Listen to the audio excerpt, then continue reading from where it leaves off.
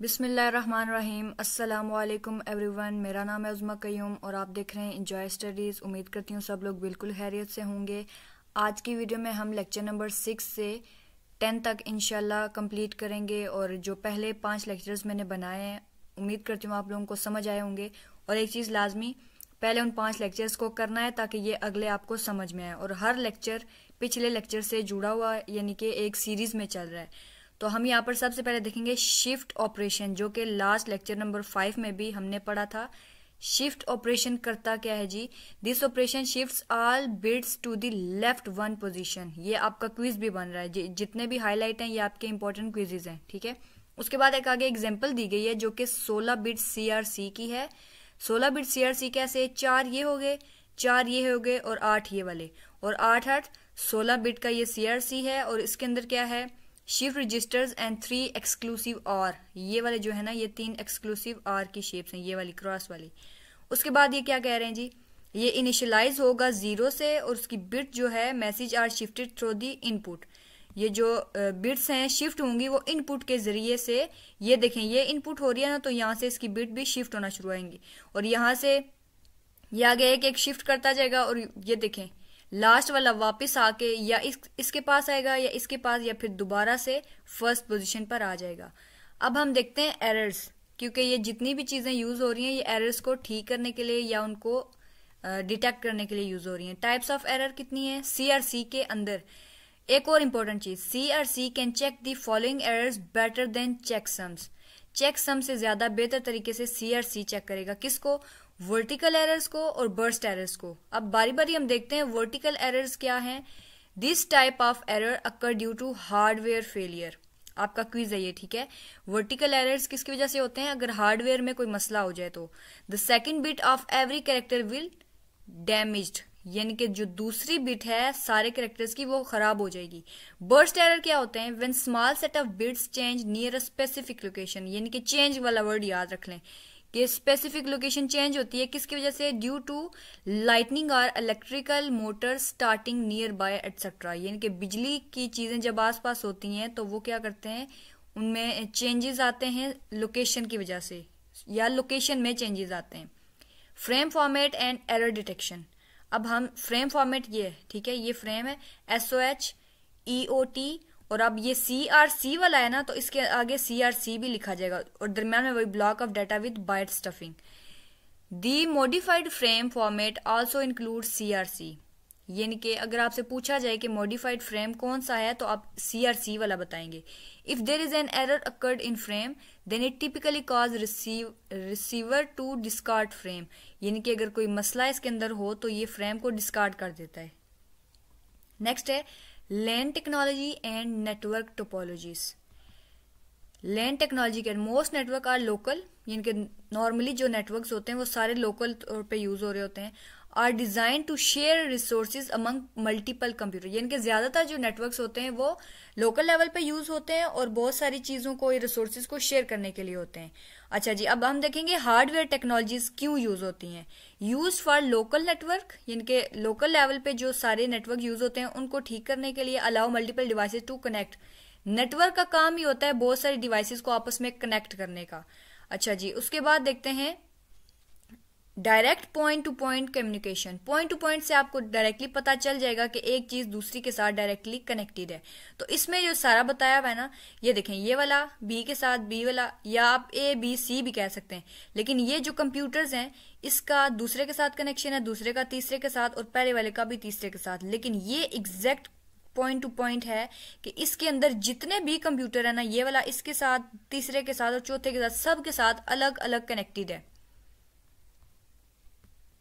अब आगे हम देखते हैं एडवांटेजेस पॉइंट टू पॉइंट के। तो सबसे पहला फायदा क्या होता है? The connection type of individual connection can be different, यानी कि कनेक्शन जो है डिफरेंट हो सकता है। इसका इसके साथ डिफरेंट होगा, दूसरे वाले के साथ, तीसरे वाले का डिफरेंट होगा। और दूसरे नंबर पे जो इसका फायदा आता है, individual connection can choose on a different frame, यानी कि मुख्तलिफ फ्रेम को भी यूज कर सकते हैं और जो उसका एरर डिटेक्शन मैकेनिज्म है वो भी थोड़ा सा ईजी हो जाता है। It is easy to enforce security and privacy, यानी कि जब अलग अलग सारी चीजें होंगी तो उसको सिक्योर और जो प्राइवेसी है वो करना आसान हो जाएगी। उसके बाद डिसएडवांटेजेस, नुकसान भी होते हैं हर चीज के। Number of connections grow more rapidly, grow हो जाता है, नंबर ऑफ कनेक्शन बहुत ज़्यादा हो जाते हैं। उसके बाद ये वाला जो फार्मूला ना, ये आपका लाजमी करना है इसको कि n कंप्यूटर कनेक्शन, यानी कि अगर 5 कंप्यूटर है ना तो यहाँ पर n की जगह 5 की पावर 2 माइनस 5 डिवाइडेड बाई 2, तो ये लंबा चक्कर हो जाता है अगर पॉइंट टू पॉइंट हो तो। 3 फायदे हैं और नुकसान ज़्यादा है, ठीक है। उसके बाद सेम फिजिकल पाथ यूज करते हैं, कंजेस्टेड हो जाती है चीज। Direct point to point communication is expensive, बहुत ज्यादा एक्सपेंसिव होती है। और इसका एक और नुकसान है, ये वाला क्विज जो है ना मोस्ट इंपॉर्टेंट क्विज है आपका, n-1 जो है आपका ब्लैंक के अंदर आता है।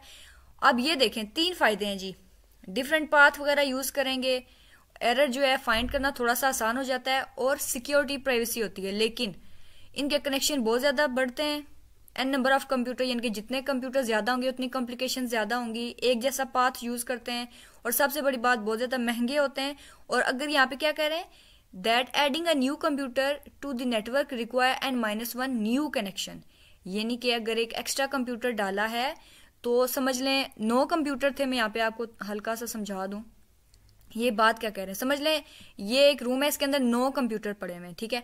और अगर आपने एक और डाला है ना, यहाँ पे ऐड किया है, 10 हो गए ना, तो 10 का मतलब है कि इसके अंदर जो कनेक्शन डालेंगे 9 कनेक्शन एक्स्ट्रा आपको डालने पड़ेंगे। तो ये आपका मसला हो जाएगा, यानी कि सिर्फ एक कंप्यूटर डालने से एक कनेक्शन नहीं डालना पड़ेगा, बहुत ज्यादा कनेक्शन डालने पड़ेंगे। अब नेक्स्ट जो है देखते हैं हम लेक्चर नंबर 7 पर आगे। 7 में क्या बता रहे हैं जी, ग्रोथ ऑफ लैन टेक्नोलॉजी, यानी कि लोकल एरिया नेटवर्क की ग्रोथ कैसे हुई। The development of shared communication channel LANs started in 1960s, ये आपका क्विज है, ठीक है। 1960s में स्टार्ट किया गया था और 1970 तक, यानी कि 60 और 70 की दहाई में इस चीज को लैन के कम्युनिकेशंस को यूज किया गया था। उसके बाद ये जो चीज है ना, ये सारी आपने रीड करनी है, बिल्कुल भी मुश्किल है, बस एक दफा रीडिंग आपने इस बुक की लाजमी करनी है, ताकि अगर कोई चीज कॉन्सेप्चुअल आ भी जाए तो आपने रीडिंग की होगी तो सारी चीजें आपको क्लियर होंगी। Each LAN consist of a single shared medium, the most important quiz. उसके बाद LAN technologies reduce cost by reducing number of connection. LAN technology, इनके लोकल एरिया नेटवर्क में जो पैसे हैं या कम खर्च होते हैं क्योंकि उनके कनेक्शन भी कम होते हैं। अच्छा जी, सिग्निफिकेंस।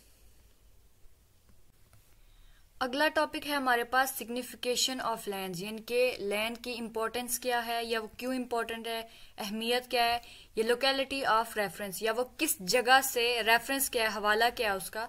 तो हम देखते हैं कि जो लैन है ये most popular form of computer network है। One of its bright feature is that this technology is inexpensive.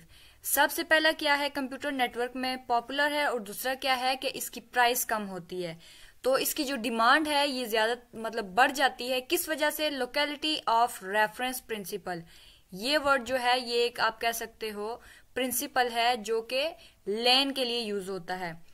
ये जो प्रिंसिपल है ये कहता क्या है, ये हमें हेल्प करता है प्रिडिक्ट कंप्यूटर कम्युनिकेशन पैटर्न, के कंप्यूटर किस पैटर्न पे काम कर रहा है, ये वाला जो प्रिंसिपल है हमें हेल्प करता है। तो इसकी ये 2 फॉर्म्स हैं, ठीक है। इन 2 फॉर्म्स को हम बारी बारी देखते हैं। पहली कौन सी है, स्पेशल लोकेलिटी ऑफ रेफरेंस। तो ये जो पहली वाली फॉर्म है स्पेशल लोकेलिटी, इससे बहुत ज्यादा MCQs आते हैं। मैं यहाँ पे क्विज लिख दूं, ठीक है। शॉर्ट क्वेश्चन भी बन सकता है और क्विज भी बन सकता है, तो ये आपने हर हाल में करना है। अच्छा, उसके बाद देखते हैं ये करता क्या है।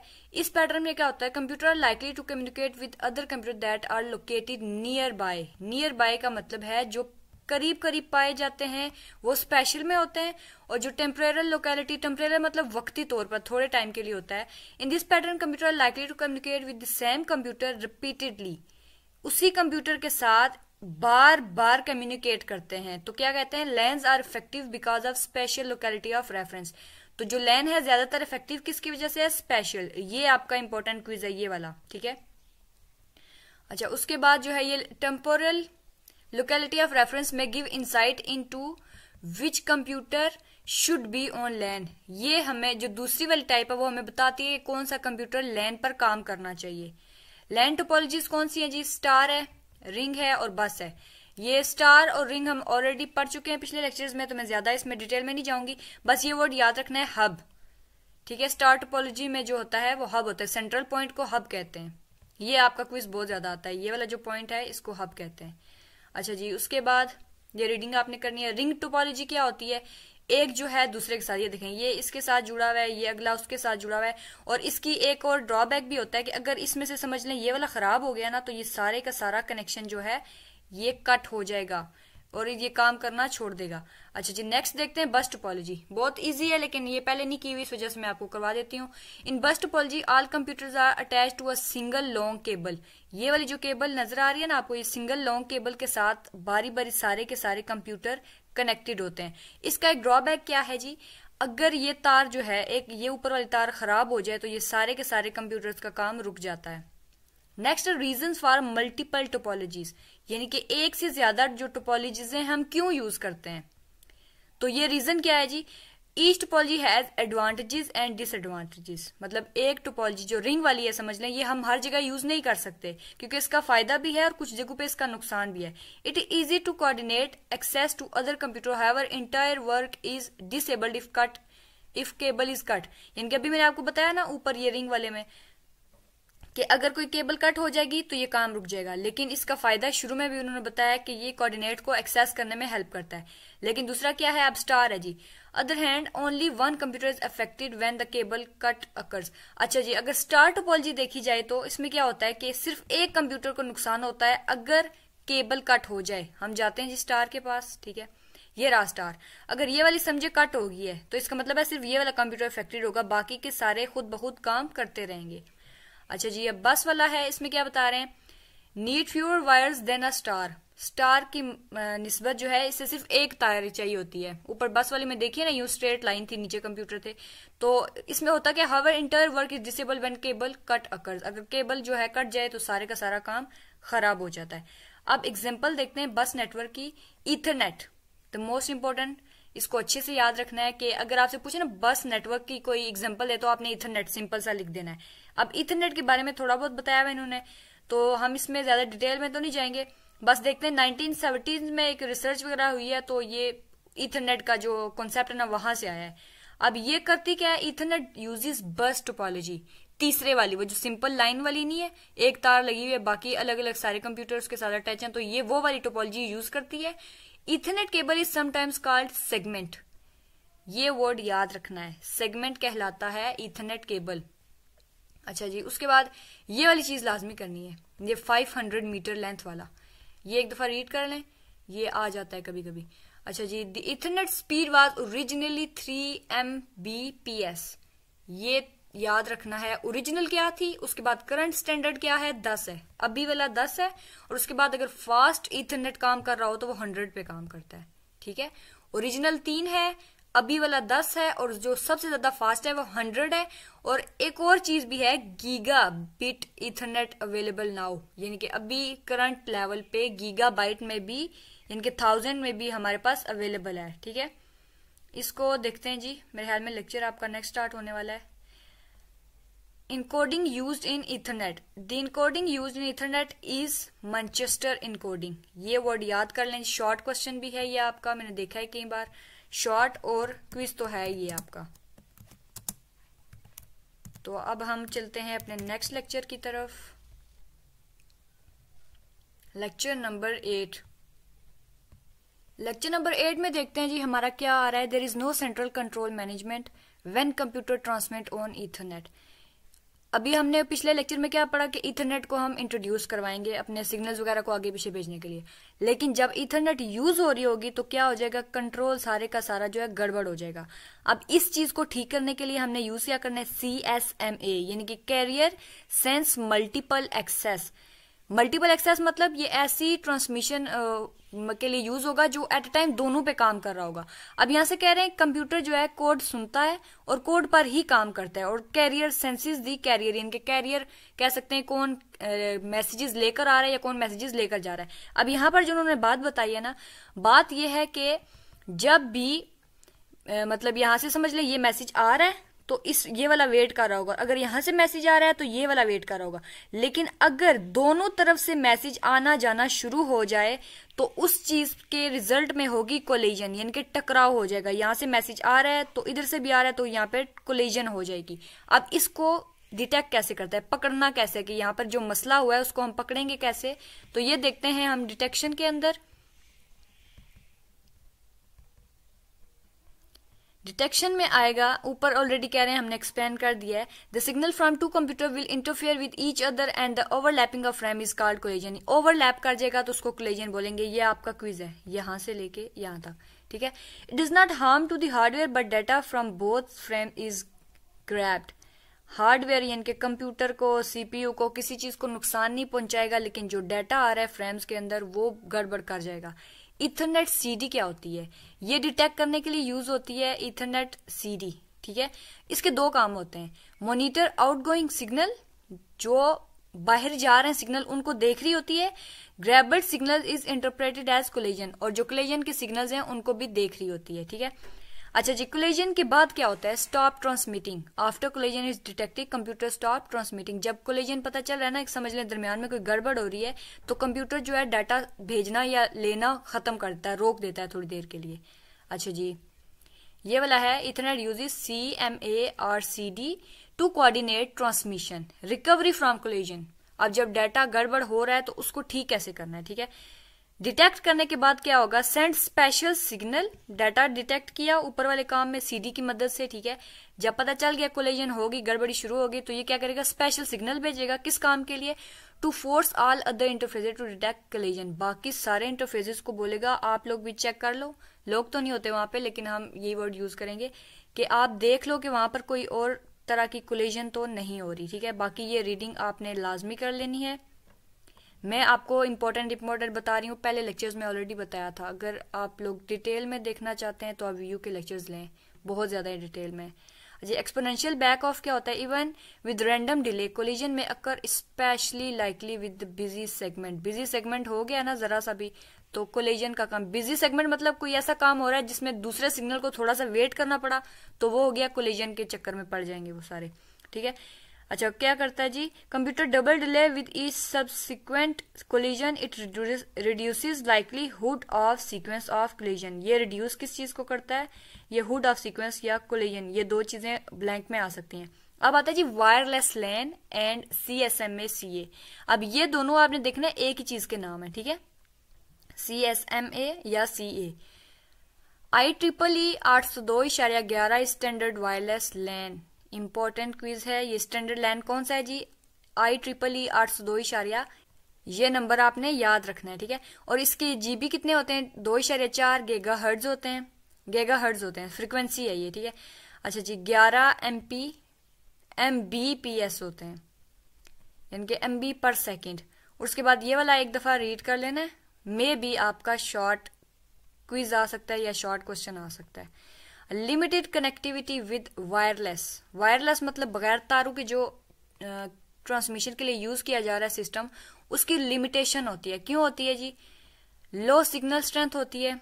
कभी कभी हमारे देखें सिम के या सिग्नल्स वगैरह डाउन हो जाते हैं ना, तो ये वायरलेस होते हैं। अच्छा, उसके बाद wireless LAN the propagation is blocked by the walls etcetera. यानी कि दीवार वगैरह, अगर आपके घर में पहले सिग्नल अच्छे आते थे तो किसी ने अगर मकान आगे बना लिए आपके घर के सामने से, तो आपके सिग्नल उड़ गए, खराब हो जाएंगे, फिर आपको छत पे बैठ के वेट करना पड़ेगा सिग्नल का। It can't depend on CD to avoid interface. हम CD पर ही डिपेंडेंट नहीं रह सकते इंटरफेस को, because not all the participants may here. अब ये देखें, ऊपर काम क्या था? CD को यूज करेंगे किस काम के लिए? यहाँ पे पढ़ा था हमने, ये वाला इथरनेट CD को यूज करेंगे ताकि कोलिजन ना हो। लेकिन हम इसी के सहारे पे नहीं बैठ सकते कि इसी ने काम करना। हो सकता है कि कंप्यूटर के किसी पार्ट में वो डाटा गया ही ना हो कि CD हमारे लिए हेल्प आउट कर रही है। अब देखते हैं जी CSMA और CA। ये इंपॉर्टेंट टॉपिक है, देखें बार बार पेपर में भी बार बार देखने को मिलेगा। अच्छा, उसके बाद wireless uses collision wired less than, अब ये नेस है या लेस है मुझे नहीं पता, रेदर देन कोलिजन डिटेक्शन। तो ये आपका क्विज है, ठीक है। अब आगे कह रहे हैं transmitting computer sends very short message to receiver. Receiver को एक शॉर्ट सा मैसेज आता है, वो क्या करता है? शॉर्ट मैसेज रिस्पॉन्ड करता है, यानी कि शॉर्टली गया और शॉर्टली रिस्पॉन्स आ गया। और यहाँ पर स्लॉट ऑफ ट्रांसमिशन भी आपके ब्लैंक में आएगा।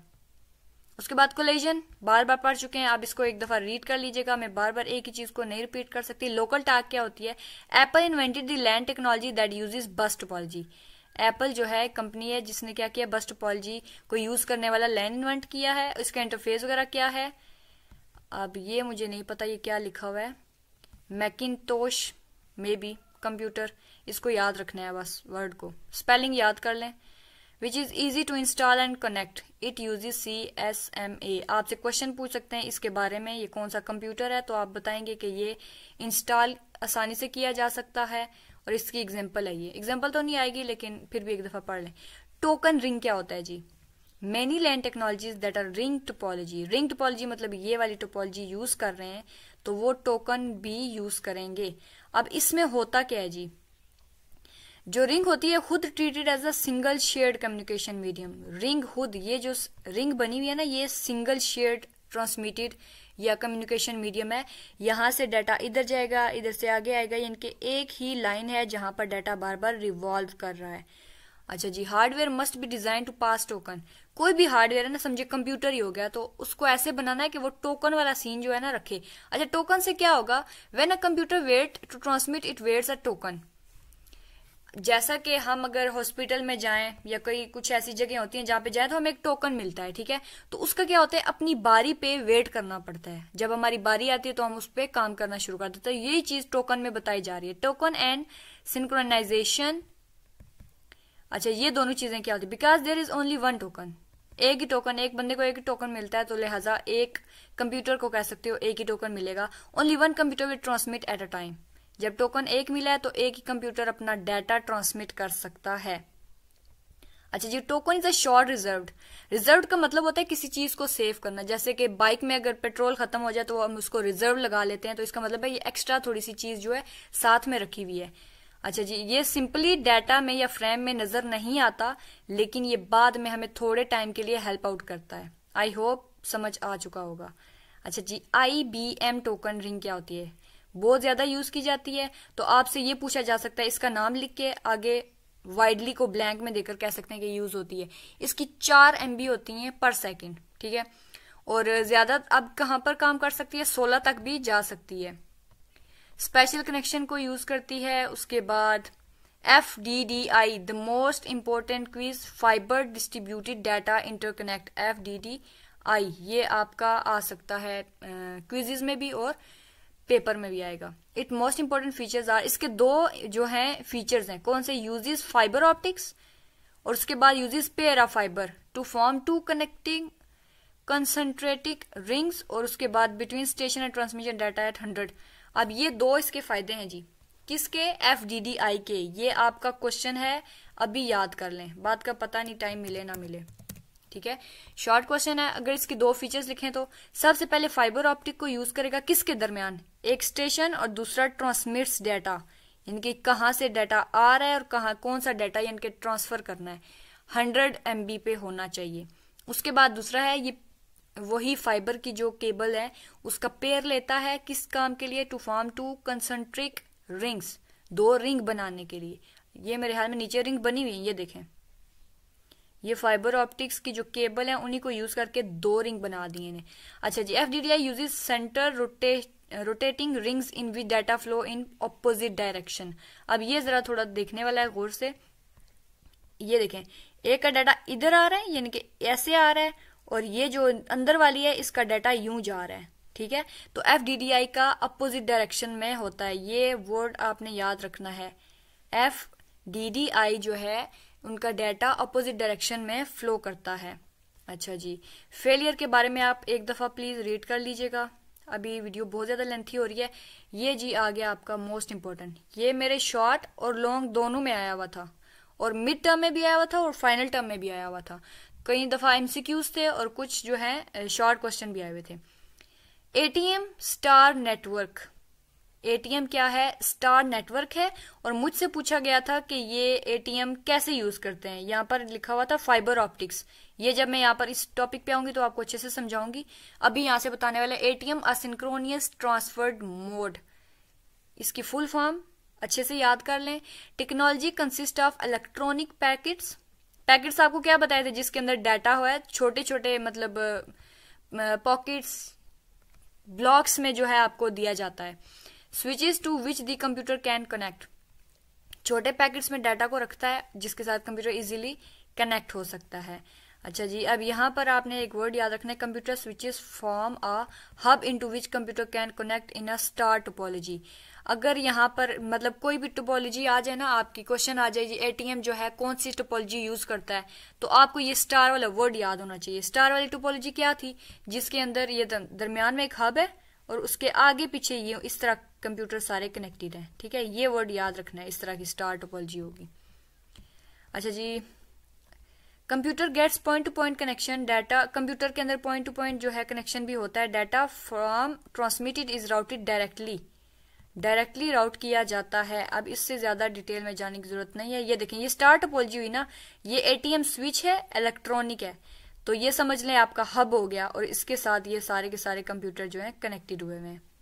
इसका मतलब है अगर यहां से कोई एक कंप्यूटर जो है डिस्कनेक्ट भी हो जाए तो इस पूरे सिस्टम पे कोई फर्क नहीं पड़ेगा। इसकी डिटेल में जाते हैं जी। ये 100 MB से डाटा ज्यादा भी जो है ट्रांसमिट कर सकती है, फाइबर ऑप्टिक्स को यूज करती है। अच्छा, हर कनेक्शन जो क्या होता है उसके अंदर 2 फाइबर जो है होते हैं, हर कनेक्शन के अंदर 2 फाइबर्स होते हैं। और उसके बाद ये दिखाया गया जी, ये देखें, फाइबर कैरिंग डाटा, एक लेकर जा रहा है दूसरा लेकर आ रहा है। अब हमारा आ गया लेक्चर नंबर 9।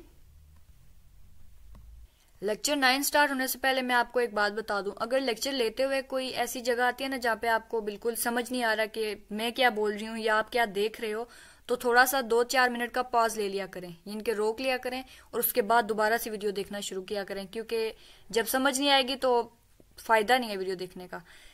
तो लेक्चर 9 में मैं ज्यादा डिटेल में नहीं जाऊंगी, ठीक है, ये चीजें आपने एक दफा रीड कर लेनी है, क्विज आ सकता है, मैं आपको यहां से करवाऊंगी। लैन इंटरफेस में क्या होता है, ये क्विज है आपका, ठीक है। LAN interface handle all details, ये सारी की सारी डिटेल्स को हैंडल करता है, of frame transmitted and receipt which are given. अब ये सारी की सारी जो इन्फॉर्मेशन है ये आप एक दफा पढ़ लेना, ठीक है, ज्यादा पूरा लॉन्ग आ सकता है और हो सकता है ना भी आए, लेकिन एक दफा रीड कर लेना, ठीक है, मतलब दिमाग में आपके बैठ जाना चाहिए। फॉर्मेट ऑफ हार्डवेयर एड्रेस का फॉर्मेट क्या होता है, ये इंपॉर्टेंट है। कंसिस्ट ऑफ न्यूमेरिकल वैल्यू, इनके नंबर होंगे उसके अंदर, उसका साइज फिक्स होगा, size selected for specific network technology, the length of the format is 1 to 6 byte, 1 से 6 बाइट के दरमियान उसकी लेंथ हो सकती है, किसकी, हार्डवेयर एड्रेस की या फॉर्मेट की। अब यहां से देखते हैं जी, hardware address must be unique on LAN, unique होना चाहिए, आपका क्विज है। अब ये 3 तरह की categories, there are 3 categories of address form, static, fix, static का मतलब है फिक्स, कॉन्फ़िगरेबल, ये इसकी डेफिनेशन में बताया जाएगा कि क्या होता है, set by the end user. और उसके बाद डायनामिक, जो बाय टाइम चेंज हो सकती है, उसमें फ्लेक्सिबिलिटी होती है। स्टैटिक में क्या हो गया, hardware manufacturer assign permanent physical address, permanent fix हो गया, चेंज नहीं होगा, ठीक है। उसके बाद क्या होगा जी, नेक्स्ट पे देखते हैं, कॉन्फ़िगरेबल में क्या होता है, the address can be set by the end user, आखिरी बंदा, यानी कि जो हम अगर ये वाले देखें फाइल यूज कर रहे हैं ना, तो हम एंड यूजर हैं, इसको बनाने में किस किस का हाथ है हमें कुछ नहीं पता। Either manually or switches or jumpers on the interface or electronically through software, मतलब हम जो चाहें अब इस फाइल के साथ जितनी हमें परमिशन दी गई है कर सकते हैं। अवॉइड द कन्फ्लिक्ट, इसमें जो होता है कन्फ्लिक्ट से बचना पड़ता है। डायनामिक में क्या होता है जी, interface automatically assign physical address each time it is powered up, यानी कि ऑटोमेटिकली चेंज हो जाता है जब भी उसको जरूरत होती है। The automatic scheme must be available, reliable, reliable मतलब जो उसके अंदर चेंजिंग आ रही है हमें उस पर यकीन भी होना चाहिए, कन्फ्लिक्ट से दूर रहने के लिए। कन्फ्लिक्ट मतलब बाद में कोई गड़बड़ ना हो, ये डायनामिक जो भी इंटरफेस होगा बाद में उससे मसला ना हो हमें। ब्रॉडकास्टिंग, बहुत बड़े लेवल पे जो भी हो रहा है ब्रॉडकास्ट उसको बोलते हैं, जैसा कि टीवी पे आप खबरें सुन रहे हैं तो ब्रॉडकास्ट अक्सर वर्ड यूज करते हैं। Some application want to broadcast message to all stations on the LAN, LAN के सारे स्टेशंस पर वो चीज या मैसेज भेजना चाहते हैं, इसको बोलते हैं broadcasting. For this purpose shared communication channel can make broadcast efficient in such a way that message is delivered to all the station. अब ये देखते हैं स्पेशल ब्रॉडकास्ट एड्रेस क्या होता है। is used to identify broadcast message which are captured by the all station। Lecture number 10 पे आते हैं, frame type identification. I hope आपको अभी तक जहन में होगा कि आपने क्या क्या पढ़ा है, और मस्ट रिपीट करते रहना। ये बुक बहुत इजी है और बहुत मजे की है। तब मजे की होगी जब आपका पिछला टॉपिक क्लियर होगा और अगला जो है उससे रिलेट कर रहा होगा। अच्छा जी, ब्रॉडकास्ट ऊपर पढ़ लिया ना, हाई लेवल पे काम होता है। अब हर चीज के फायदे के साथ उसके नुकसानात भी होते हैं। तो कह रहे हैं कुछ प्रॉब्लम्स हैं ब्रॉडकास्ट के अंदर। हर ब्रॉडकास्ट फ्रेम में क्या होता है, each computer uses computational resources and place the content into memory which interrupt the CPU. मतलब स्पेसिफिक प्लेस ले रहा है, काम ले रहा है, रिसोर्सेज ले रहा है, तो सीपीयू को मसला तो होगा ना जी, अपनी मर्जी से तो नहीं करने देगा किसी को कुछ भी। अच्छा जी, उसके बाद क्या होता है, मल्टीकास्टिंग का क्या है, the solution to above problem. अब ये जो प्रॉब्लम आ गई ना, ये वाली ब्रॉडकास्टिंग के बाद जो प्रॉब्लम आई है उसको हल करने का मतलब है मल्टीकास्टिंग। मल्टीकास्टिंग का मतलब एक से ज्यादा चीज जो एक से ज्यादा काम करने के अहल हो। इसको आपने एक दफा खुद रीड करना है। मैंने आपको मल्टीकास्ट का मतलब होता है, मल्टी मतलब ज्यादा, तो मतलब ज्यादा काम एट अ टाइम करे। इसको पढ़ लें, बहुत इजी है। अच्छा जी, इसकी 3 टाइप्स हैं। कौन सी, मल्टीकास्ट फ्रेम, ब्रॉडकास्ट फ्रेम, और उसके the frame that are distinct to the station itself. ये भी शॉर्ट क्वेश्चन में आ चुका है, शॉर्ट क्वेश्चन। और यूनी का ये नहीं है, हमारा वीयू में जो होता है ना, ये क्या करते हैं कि शॉर्ट क्विज बना के दे देते हैं और क्विज को शॉर्ट बना के दे देते हैं और शॉर्ट को लॉन्ग बना के दे देते हैं। लिहाजा हर चीज को सवाल की नीयत से ही देखा करें। अच्छा जी, अब देखते हैं मल्टीकास्ट में क्या होता है। यहां से हम कलर चेंज कर लें। मल्टीकास्ट एड्रेसिंग में क्या होता है, we take an example of computer running two audio application, we see that they can receive audio frame, और उसके बाद क्या होता है, रिसीव करने के बाद उसको मुख्तलिफ प्रोसेसिंग से गुजारने के बाद जब हमारे पास मैसेज आता है तो वो ऑडियो में ही रिसीव होता है। अच्छा जी, आइडेंटिफाइंग पैकेट कंटेंट्स। पैकेट के अंदर, पैकेट मतलब जिसके अंदर हमारे पास इंफॉर्मेशन या डाटा आ रहा है, उसके अंदर कंटेंट यानी कि चीज कौन सी है। The destination must get some clue about how to interpret frame data. यानी कि समझ लें हमारे पास 0 और 1 की फॉर्म में कोई भी डाटा आ रहा है तो अगली चीज को यानी कि आइडेंटिफाई करना आना चाहिए कि इसमें ऑडियो आ रही है, वीडियो आ रही है। तो ये अगले रिसीवर का काम होता है। एक्सप्लिसिट फ्रेम टाइप, ये क्या करता है, identify value is included with frame describes type of data. Data की टाइप हमें बता देती है। यहाँ पर ऊपर क्या कर रहे हैं, हमें क्लू होना चाहिए कि किस तरह का डाटा आ रहा है, ठीक है। लेकिन यहाँ पर हमें पता चलता है कि डाटा की टाइप कौन सी है। Implicit frame type, headers and frame format, the most important, अच्छे से देख लें इनको, ठीक है। अब ये 2 टाइप्स कौन सी हैं जी। हेडर्स में क्या होता है, LAN technology standard define frame format for each technology, all contemporary standards use the following general format. Frame header has address and other identifying information. Frame header के पास जो है एड्रेस होगा, सिंपल से याद रख लें, ठीक है। एड्रेस होगा और उसके बाद देखते हैं जी, fixed in field has fix size and location. Information क्या होती है, इन्फॉर्मेशन टिपिकली इन जो फिक्स होती है इन्फॉर्मेशन, उसका साइज और लोकेशन भी दिया गया होता है। हाँ जी, ये आपकी इंपॉर्टेंट चीज आ गई कि ये समझाने वाला कुछ नहीं है, बस रट्टा मार लो आप, ठीक है। फील्ड ये होगी, पर्पस ये होगा। आपसे पूछेंगे जी फ्रेम टाइप का मतलब मकसद क्या है, आप कहोगे type of data carried in frame, यानी कि जो डाटा आ रहा है उसका मकसद क्या है या किस तरह का है। सोर्स एड्रेस में हार्डवेयर एड्रेस, यानी कि सेंडर, रिसोर्स का मतलब क्या है कि कहाँ से आ रहा है। Destination address, identify intent receiver, ये आपका जो क्वेश्चन है ना, ये वाला डेस्टिनेशन एड्रेस, ये बहुत ज्यादा रिपीटेड है। डाटा वाले भी, फ्रेम पेलोड, और उसके बाद CRC 32 बिट CRC कोड, ये मोस्ट रिपीटेड। ये तीनों जो चारों बताया ना मैंने, ये ज्यादा रिपीट होते हैं, लेकिन बाकी भी देख लेना। इथरनेट फील्ड्स क्या होती हैं, ethernet fields the preamble and CRC is often not shown in the frame, ये ज्यादातर हमें फ्रेम के अंदर नहीं दिखाई जाती। Some LAN technology do not include a type of field, ये आपका क्विज है, ठीक है। Do not include type of field. मेरे ख्याल में आज तक की वीडियो के लिए इतना ही है। अब एनालिसिस देख लेते हैं। Network analysis also called network monitor और नेटवर्क स्निफर। नेटवर्क को देखने वाला या उसको सूंघने वाला, स्निफर का मतलब ये होता है। लेकिन अब यहाँ पे तो सूंघते नहीं है, लेकिन बस उसको देख रहे होते हैं ये कैसे काम कर रहा है। Operation of network analysis, LAN is guaranteed to be private. हमने लैन के कुछ फायदे पढ़े थे ना, सिक्योर होता है या प्राइवेट होता है, इनके छोटे लेवल पे काम कर रहा है तो ये प्राइवेट होगा और सेफ भी होगा। तो आज तक की वीडियो के लिए इतना ही। मिलते हैं नेक्स्ट पार्ट में। रखिएगा अपना और अपने प्यारों का बहुत सारा ख्याल। चैनल को सब्सक्राइब करना मत भूलिएगा। तब तक के लिए अल्लाह हाफिज।